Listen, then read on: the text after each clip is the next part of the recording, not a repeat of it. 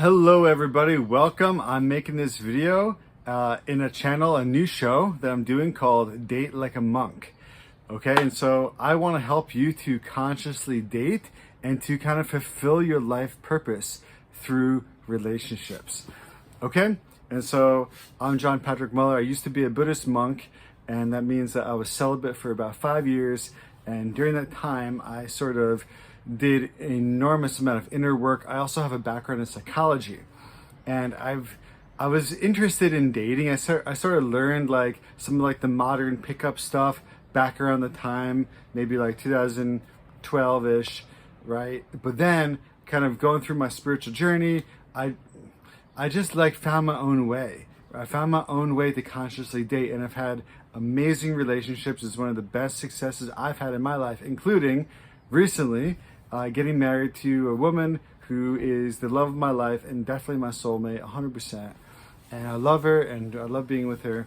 And I've had a lot of really conscious relationships along the way, and they were all stepping stones for me to move closer towards what I really wanted.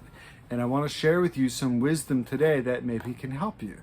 Okay, so if you're new to this channel, please, like, subscribe, share, but also ask me questions. I want to make this as valuable as I can for you. So please ask me questions in the comments. Tell me like what's on your mind in terms of like conscious dating or fulfilling your soul's mission through a relationship or divine union or whatever you call it. Let me know. I think I can help you. Okay, so today I want to answer the 3 questions of why, what, and how. Why should we consciously date? What is conscious dating? And how can we do it? And I also asked ChatGPT to tell me like the most common relationship questions. So let's see if we can sort through this. And just to let you know, I'm doing a little experiment on my YouTube channel where I'm not going to be doing any cuts or edits at all. Okay, so this is just going to be a deep dive. Pretend you're at a meditation class, settle in, decide to just stay put, right? I'm going to unload on you. I'm going to download some things into you, and you just need to relax and receive it. Okay? Okay. And so, what is conscious dating? For me, conscious dating is obviously dating in a conscious way. It's a dating in a way where you get to stay on track with your spiritual progress as your first priority, and your dating is your second priority. So that's pretty much what it is, in my opinion. Is like you're not really going to be happy in any area of life unless you put your spiritual practice first. That's my opinion. Okay, putting other goals first does not work.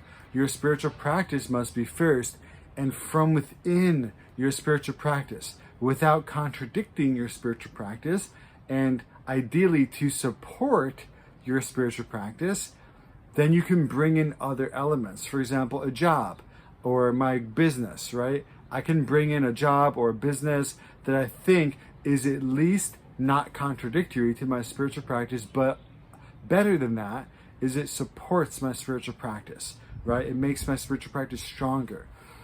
For example, and then other things like health, my health practices, it shouldn't contradict my spiritual practice, but hopefully it actually makes it stronger. And the same with relationships. Your relationship should not detract from your spiritual progress. It shouldn't pull you away. It should actually help you to make more progress. And if you find that a certain relationship is not helping your spiritual progress, then it's time to let it go or adjust your progress, adjust your approach. Okay? So generally in life, and remember, I was a Buddhist monk, meditation teacher. I have a lot of important ways of thinking that I've used and practiced that I've learned that are different than what most of you have learned in your life. Okay? And so here's a really important frame to use when you're measuring something. We kind of need to always know, like, is this beneficial or not? This is one of the most important questions for us to ask when you're considering an action. Is this beneficial? Is this the most beneficial? Is this the most beneficial or not? Right? And if it is the most beneficial thing that you can do in the moment, then you can do it. And if it's not the most beneficial thing, then you shouldn't do it. Okay? And so one way to measure whether it's beneficial is to look at the effect that it has on your mind. right? Sometimes challenging situations are too much for us and we can't handle them, they're too intense. And so it has a negative effect on your mind. For example, when I used to do substitute teaching in schools, when I was a monk, actually I did some substitute teaching to make some part-time money.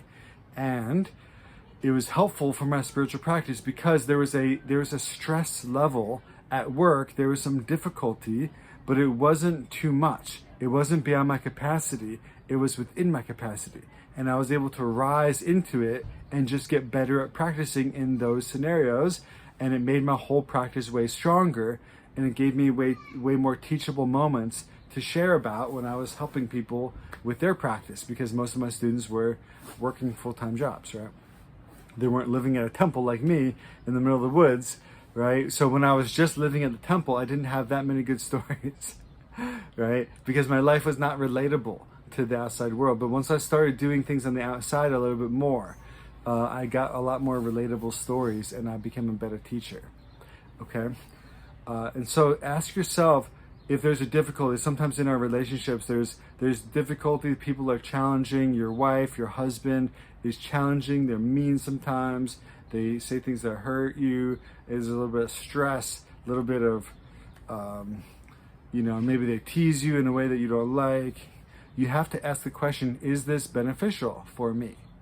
And a spiritual person knows that difficulties are beneficial. Generally, difficulties can be beneficial unless they're beyond our capacity. And so if something is having a bad effect on your mind, and you'll know that by you becoming more small, more contracted, less powerful, you believe in yourself less confident. If this is happening to you, right, or less happy, more stressed out, essentially if it's harming your ability to make spiritual progress or to become the best version of yourself, right? Then you have to ask the question, either I shouldn't do this, I have to change my situation, or first, that we should always try, I need to change my approach. Sometimes, like, your partner is helping you to grow and we just don't like it. Sometimes we like to stay the same, we like to stay comfortable, right? One of the biggest turnoffs for a conscious dater is that the other partner doesn't want to grow, right? If you're watching this, maybe you are in a conscious relationship, or maybe you're in a relationship that is not very conscious, right? Or maybe you've had one in the past where you know that you were dedicated to growth, but your partner wasn't dedicated to growth, right? And so if this is happening, you have to ask, is this beneficial? Is this most beneficial? Is this really what I want to be doing? And if it's helping you, because it can, the thing is that it can help you. Everything can be useful.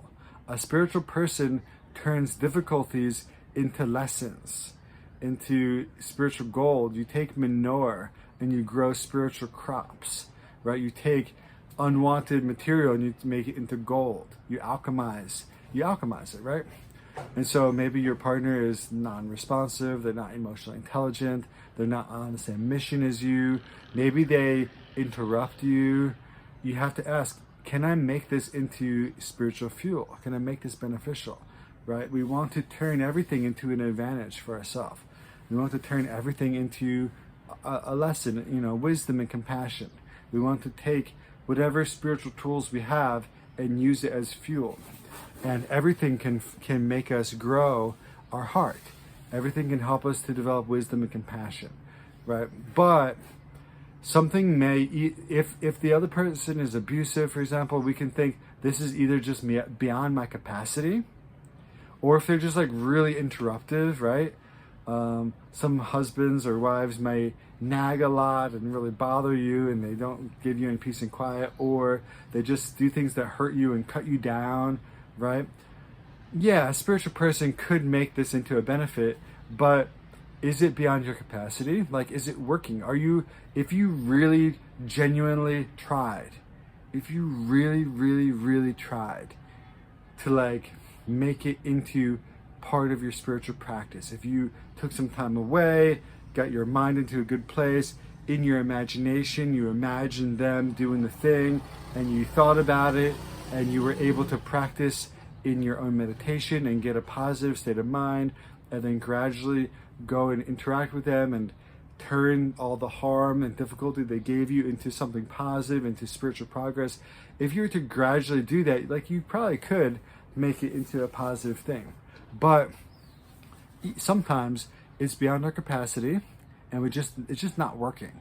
It's not like it's undoable, but we're just not there yet where we can do it, and or it's just not the best thing. Maybe there's something better, right? If there's something better, then you don't have to stick with the thing that isn't as good. You just don't have to, right?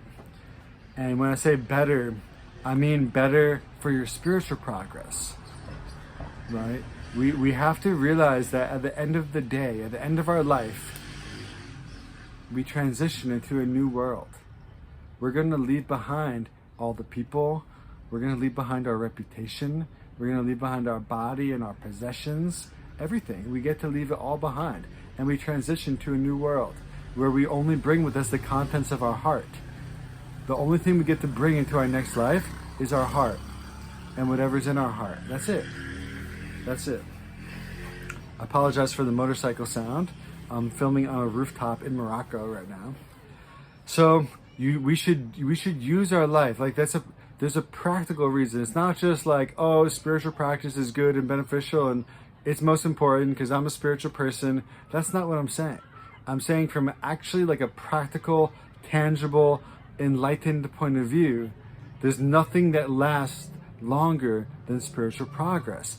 And there's actually nothing that helps us more in the moment either. For example, if you were out with your friends and everything's going well and people are doing nice things and you have delicious food and you're by the ocean or you're in your favorite place, favorite people, favorite food, favorite music, right? But somehow you had negative states of mind or negative energy within you, then nothing outside would make you feel good, right? Everything is bad. Everything feels bad when we feel bad on the inside. If you're unpeaceful on the inside, right? If you don't have a spiritual connection, if for some reason your spiritual connection gets blocked or stifled or interrupted or whatever, obstructed, you know how empty everything feels, right? Life doesn't feel very good when you don't have a spiritual connection to your divine, consciousness, right? You need that. And then flip it. If you had nothing, if you literally were living out on the street, you had dust to eat, you had no kind words, you had nobody around you, nothing, but you had a strong spiritual connection intact. You were connected to a divine being in your heart. Then guess what? You'd be really happy. You'd be full, right? So you can see how that's really the only thing that matters.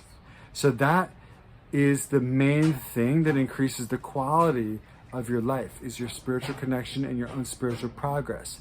And by the way, spiritual progress just basically means connecting to this divinity and becoming one with it and removing everything out of the way that could block it and ripening your potential so you can be that. That's what spiritual progress really means, okay? And so in terms of quality of your life, spiritual practice is the only thing that really matters. And to whatever degree you believe that and actually practice it and live it, you'll meet a partner who's a match for you at that level. Does that make sense? So your partner will be a really good match. Like, you're not going to vibe with somebody if you're on very different pages of that, right? And so, first of all, if you want a conscious partner, just do that for yourself. Just actually live that. Don't pretend and don't try to get other people to think that you're living that. Actually live it. And you'll become a vibe match for other people who are doing that. And maybe you are already, right? But what I'm saying is here, in terms of quality of your life and experience, this divine connection is the only thing that matters. And in terms of longevity of positive experience, your divine connection lasts infinite lives. It doesn't break in between lives. You get to keep that as you transition to your next life, to your next life, to your next life, right? You don't lose that at death like you lose everything outside yourself, okay? And so those are two reasons. Those are two very important reasons. I don't think there's anything else to say about it. Like, Those are the only two things that matter. There's longevity and quality, right? It lasts longer and it actually gives you what you want. Whereas the things outside yourself can't really give you what you want. You try to get them, but do they give you what you want? I mean, not really, right? Because we just said that if you had them, but you had no divine connection in your heart, you'd feel empty, right? Okay. I know this from my own experience. I'm not just making this up. Like, I'm telling you from my experience, like, there's moments where you can like choose the wrong things and your spiritual connection gets a little bit blocked, right? And there's moments where you can choose the right things, and even if you have nothing, everything's amazing. Okay, and so when you actually prioritize this and you really, really, really want to improve it, then you'll use everything as a lesson for you, including especially your relationships, okay? And that means that when your partner is not perfect, that's actually better fuel for your spiritual practice, because when everything's really good, we kind of get pretty comfortable, right? When everything's going so good, sometimes we get comfortable and we don't really practice that much and we just kind of coast. You know what happens when you coast is you eventually stand still, and if you imagine that you're climbing the mountain, coasting eventually leads to you going backwards, okay? Generally, right? And so you can only coast for so long. I know I've had months where like I stopped practicing that much and I just rode the wave of my previous practice and I was so high and eventually like crashed and I didn't have anything. And I was like, oh, and then I had to build up the momentum of my practice all over again from nothing. Whereas if I kept the momentum going while I was doing great, I wouldn't have crashed actually. So generally, yeah, spiritual practice is the thing that will make your life amazing. And when you prioritize it, then you use everything to help it, or at least not contradict it, which means you measure your own relationships in that way. And you think, is this improving my spiritual practice or is it decreasing my spiritual practice? And that's the primary question that I've asked myself. That's always what I ask myself, okay?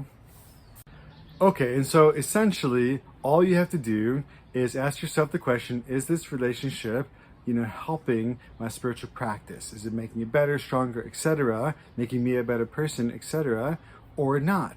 And if it's not, then is it because of my approach?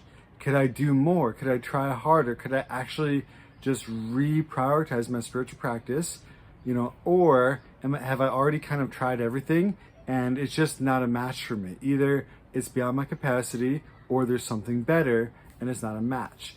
And then once you know the answer to that question, you have to actually make a decision and do the right thing, right? Once we have the wisdom, it can take a while to get true wisdom of what something is. You don't have to rush the wisdom, but when you have the wisdom, you should act on it.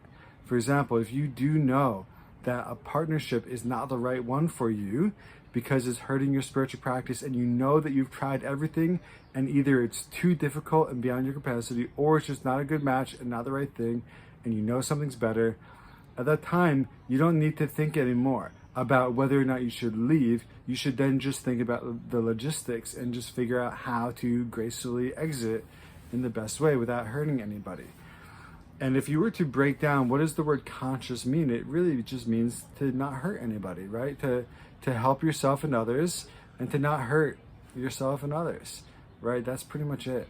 And you can do that by becoming one with divinity, but that also implies like following divinity's rules and laws and stuff, which is like not hurting people is part of that, right? So anyway, so this is the main, I'm going to make this video short now. This is the main lesson I want to give you today, is that measuring stick. And then you can just make a choice. And if you're in the position where you want a new partner, you're still looking, you're not in a relationship, then you should always apply that template, that rubric, that measuring stick to see if a person that you're dating is the right one. You should think, is this a match or not? Obviously, is this helping my spiritual practice or not? If it is helping, how much is it helping? How much is it hurting? If it is hurting, can I adjust my approach? Or is it beyond my capacity? Is there something better, etc.? And if you're always navigating it like that, then you're actually always going in the right direction. Then you're truly conscious. That's actually what a conscious person would do. An unconscious person, we can call like a worldly person, right? The opposite of being spiritual is being worldly, right? It means that you're looking for happiness where it can't be found. It means you're trying to date because you want a good partner instead of dating because you want spiritual progress, right? A conscious person knows that the only true happiness and fulfillment comes through the spiritual practice, right? And an unconscious person thinks that you can find happiness in other people, in circumstances, etc., but you can't. And so you could either unconsciously date, which means you look for the other person to make you happy, right? And you think that it can make you happy, right? Or you consciously date, which means that you know that it can't. And you just aim yourself at something that actually can, which is your spiritual progress, right? Worldly dating means that you're trying to make your life better just in this life. You're trying to get better things in the world. You think that something of this world can make you happy. But spiritual people know, a spiritual mindset would know that it can't. And the only thing that can truly make you happy and fulfilled is your spiritual practice. So this is the first step to conscious dating, is to just be conscious and spiritual. And then any dating that you do after that has to be done within that context. It should be measured within that context. And if it's a stepping stone in the right direction for you, then use it and jump with it. And then when it's not anymore, then leave it behind, right? Buddha said that all teachings and even circumstances are like a raft. You use it to get to where you want to go, but then once you cross the river, you leave it behind. You don't have to strap the raft on your back and walk along the ground in the forest. Once you cross the river, you leave it behind because you can always get a new raft when you need one next, okay? So everything in life is like a vehicle for our spiritual practice, right? It's a stepping stone, it's a vehicle. It's just, I know I've repeated this a lot, but I want you to see that that's really where we're going. And relationships can help if you use them for your spiritual practice. And I'll give you, in a different video, I'll unpack exactly how to use your relationship for your spiritual practice. Okay? How to use it to become more conscious, helpful, holy, etc. Okay, so if you like this video, please like, comment, share. And please also just let me know what questions you have about conscious dating. This is my first video on this new show called Date Like a Monk. I'm very excited and I can't wait to serve you even more. Okay? Thank you so much. Talk to you soon.